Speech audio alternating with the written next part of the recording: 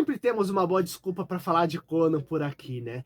E hoje é esse encadernado, Conan e os Fantasmas da Costa Negra, que inclusive faz parte de uma linha que é Conan o Bárbaro Especial, né? Onde cada volume é uma saga completa. E aqui o que acontece? Por que os Fantasmas da Costa Negra?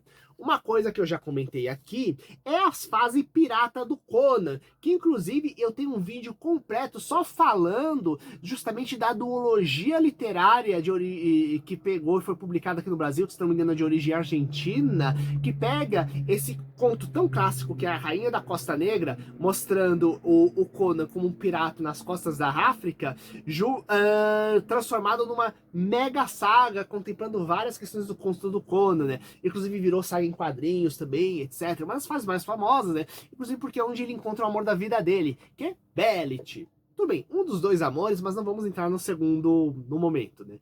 E o que acontece? Os Fantasmas da Costa Negra mostra justamente Belit como um fantasma atormentando o Conan anos depois. Então, viu comigo aqui o Luiz no Monstros e Aventuras do seu quadro Luiz Varia, dedicado justamente à literatura, com ênfase na literatura fantástica. Mas, Luiz, isso aqui não é literatura. Olha, isso aqui tem um ISBN, então isso aqui é um livro, teoricamente, isso aqui tem letras, isso aqui é uma história muito legal, então mesmo, independente se for academicamente considerado literatura ou não, a gente vai falar no canal e vamos nos divertir falando disso, inclusive porque é inspirado numa mega obra literária, que é a saga do Conan, que eu sempre tenho aqui do meu lado aqui, eu preciso depois comprar o material do Pipoca Nanquim, que eu adoro, galera. Bem, esses aqui são uma série, são os contos que foram de os materiais que estão de domínio público, né? Não são todos os de domínio público do Conan, mas são uns bem bacanas que eu tenho aqui.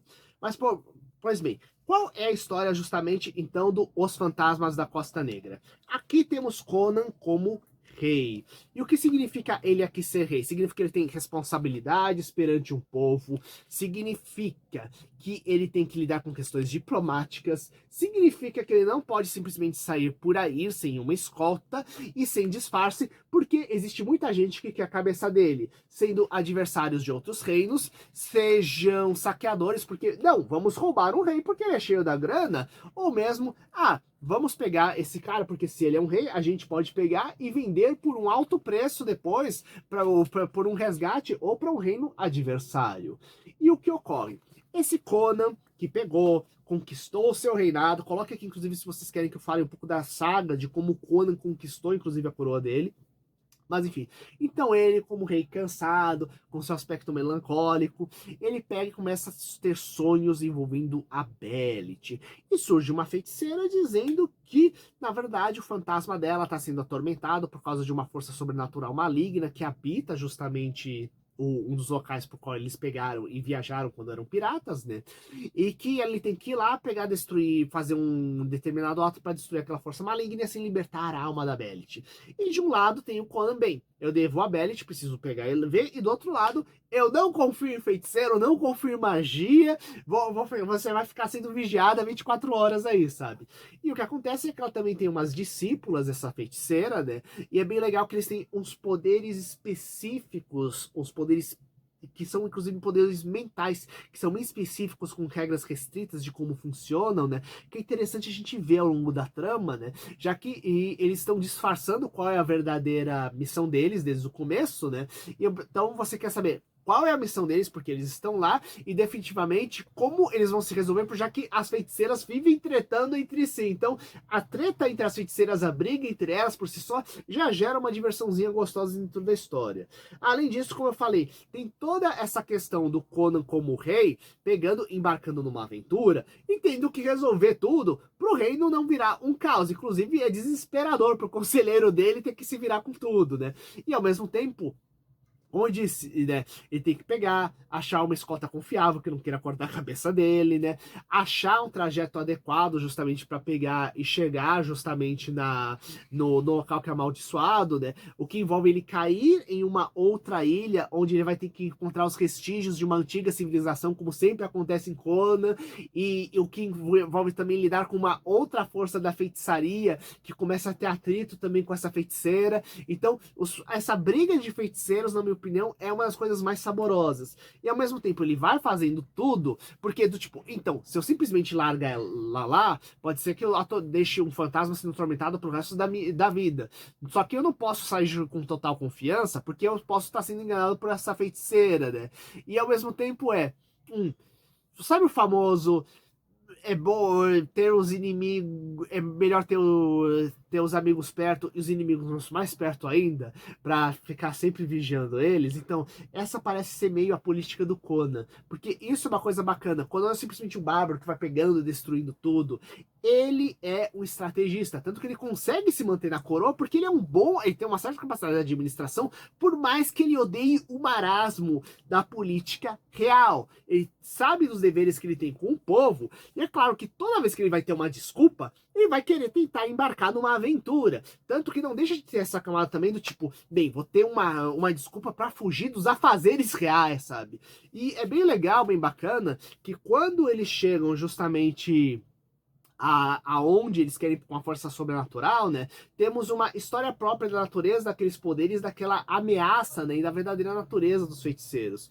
E isso eu acho uma coisa muito legal de Conan, porque é o seguinte, temos que lembrar que Conan é espada e feitiçaria, certo? E por que esse termo?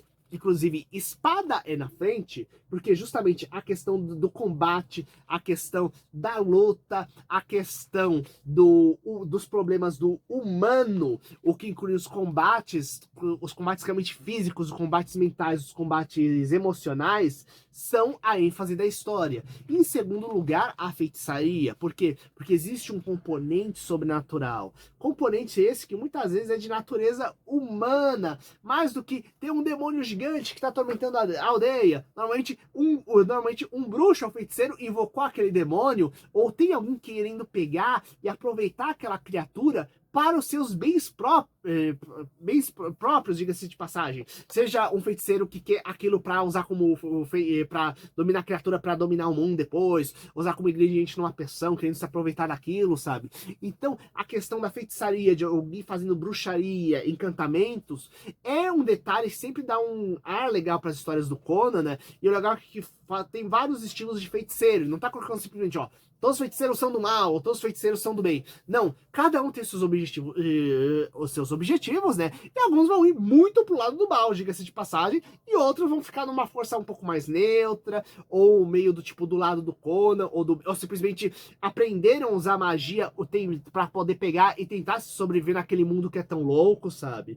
E eu acho bem bacana isso. Então, só por ter uma aventura marítima nova do Conan, já vale a pena a história. Por ter briga de feiticeiros, mais ainda. Agora, por pegar e retornar uma coisa tão interessante que é a questão da conexão dele, mostrando como ele ainda tem uma conexão muito forte com aquela época que ele pegava, lutava contra como pirata e contra outros piratas também, como ele e a Bellet eram aquela quase dupla invencível, um casal extremamente poderoso, que tiveram um final extremamente trágico, envolvendo justamente forças ancestrais que saíam do controle deles, né? A ideia do mundo estar cheio de vestígios de antigas civilizações que entraram em colapso por terem lidado com forças poderosas demais, seja atacado, seja invocado aquelas forças, sabe?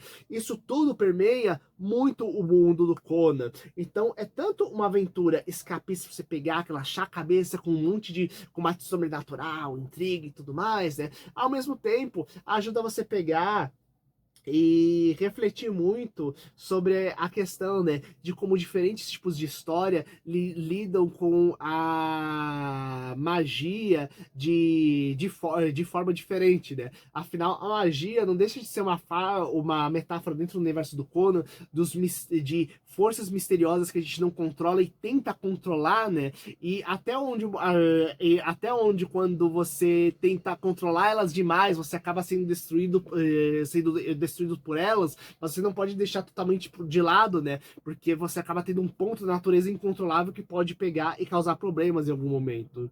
Então, gente, fale aí se vocês gostam do Conan, que tipo de histórias vocês curtem, coloque embaixo, compartilhe com seus amigos e até o próximo vídeo. Falou!